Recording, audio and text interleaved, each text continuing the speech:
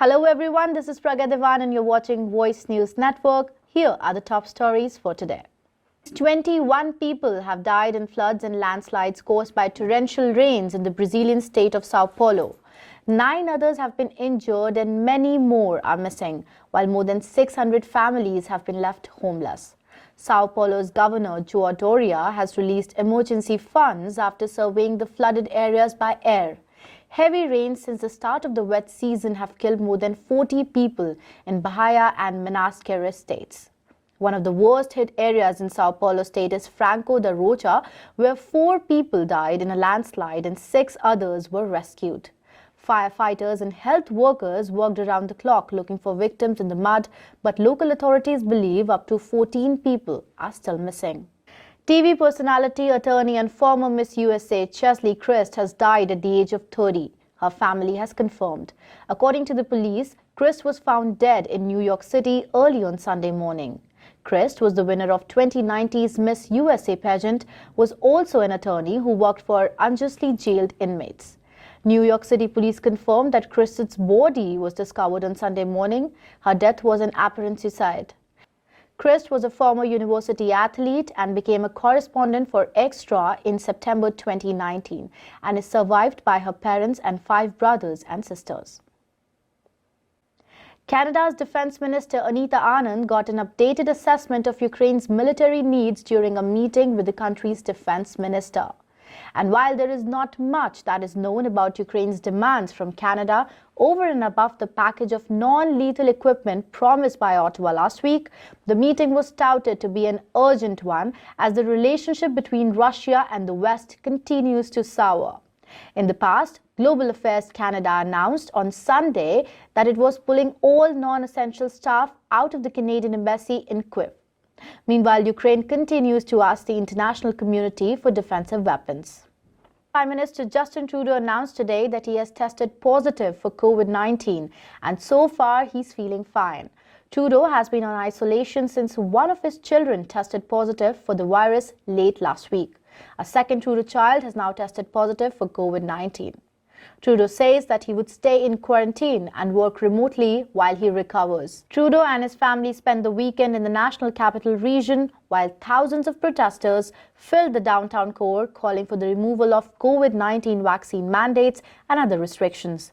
Meanwhile, Justin Trudeau has addressed the ongoing protest during his remark, strongly condemning the behavior seen. He will also be participating in a series of other events remotely on Monday, including question period and a take-note debate on the unfolding situation in Ukraine. This is the first time the Prime Minister has tested positive for COVID-19, but not the first time he has been exposed. Another 24 hours of traffic disruptions are expected in Ottawa due to demonstrations by the Freedom Convoy rally, says Ottawa Police.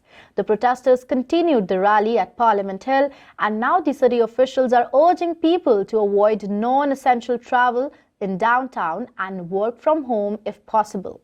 Many residents, business owners and city officials have expressed their frustration on the constant horn honking during the protest.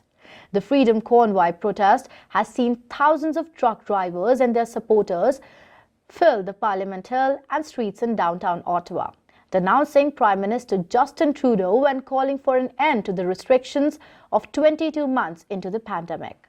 Sources say that amid security concerns, Trudeau and his family have been moved from their home to an undisclosed location in the nation's capital. Ontario's Regional Transit Agency sold a piece of prime public land next to the Port Credit Transit Hub to a private condo developer last month without insisting that the buyer provide affordable housing.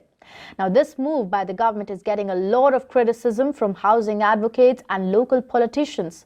The site, which is a parking lot about 3/4 of a hectare, was sold by Metrolinx to Earnshaw Queen Developments Limited for a whopping $64.5 million. The lot is on Queen Street next to the Port Credit GO station and the Hurontario Light Rail Transit Station, which is still under construction. It is at the heart of an ambitious transit hub for GO Train, the LRT and Mississauga buses. Businesses all over Ontario can reopen their doors today as the province begins to gradually lift COVID-19 restrictions that were meant to curb the spread of the Omicron variant. Under the first step in the province's three-step plan, restaurants, dining rooms, gyms and cinemas will reopen at half capacity after being shuttered on January 5th. Museums, casinos, galleries, aquariums, zoos, science centers, landmarks and much more can also open indoors at 50% capacity. The reopening comes as Ontario's 7-day average of deaths reported for people with COVID-19 inches close to the highest point of the pandemic. Cold-related injuries as the shelter system fills up in the ongoing winter season. The data from City of Toronto says that about 7,700 people were in shelter on Saturday. The city says that it is doing what it can to help people get indoors. 49 new spaces were added to the shelter system on Saturday night, the City of Toronto's shelter support said in a statement on Sunday. Of those beds, 30 were used. There were 7,721 people in shelters and 73 people were referred to shelters, the city said. Interestingly, the number of people in shelters is much lower than the estimated number of homeless people in the city. The City of Toronto identified 9,000 people actively experiencing homelessness in Toronto at the end of November 2021, according to the data released last month. According to a report in Mirror UK, the Lovebirds, the Spider-Man No Way Home stars Tom Holland and Zendaya, are all set to take their relationship to the next level by getting a mansion together in the UK worth over €3 million. The couple met on the sets of Spider-Man Homecoming in 2016 and have bought a 6-bed Richmond property in southwest London.